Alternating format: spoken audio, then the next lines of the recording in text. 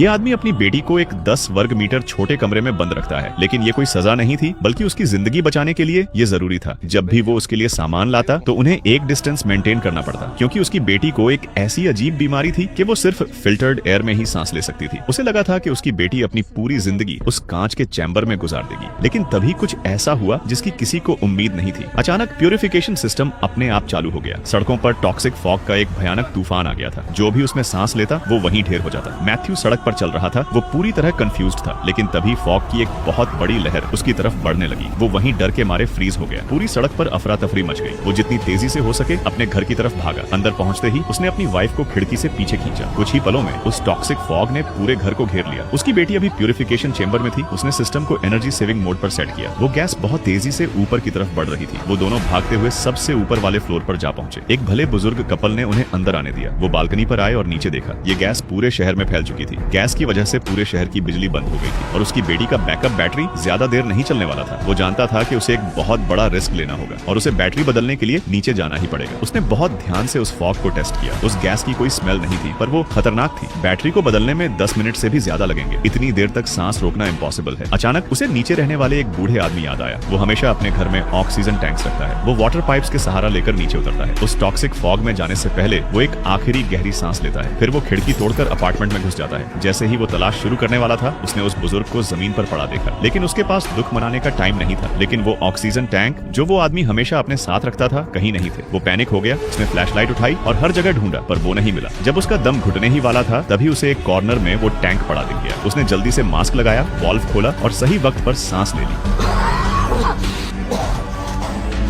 ठीक होने के बाद उसने बैकअप टैंक उठाया और निकलने की तैयारी की। वो वापस पहुंचा और फाइनली उसने अपनी बेटी की बैटरी बदल दी और उसके लिए कुछ सामान भी ले आया। और बैटरीज जमा करने के लिए वो दोबारा उस फॉग में नीचे गया। सड़कें लाशों से भरी थी और सबके मुंह से झाग निकल रही थी। ये नजारा बहुत खौफनाक था। फिर वो एक कार के नीचे रेंगा और जितनी बैटरीज मिल सकी उन्हें उठा लिया। तभी जैसे ही वो जाने वाला था, उसने खामोशी को चीरती हुई एक सीटी सुनी। उसने उस आवाज का पीछा किया और वहाँ लोगों का एक बड़ा ग्रुप देखा। वो उनके पास गया तो पता चला कि वो सोल्जर्स हैं जो लोगों को रेस्क्यू करने आए हैं। पूरा शहर बर्बाद हो चुका है और सरकार ने रेस्क्यू ऑपरेशंस के बाद शहर को सील करने का आदेश दिया है। रेस्क्यूअर ने उसे एक ऑक्सीजन मास्क दिया और अपना पीछा करने को बोला।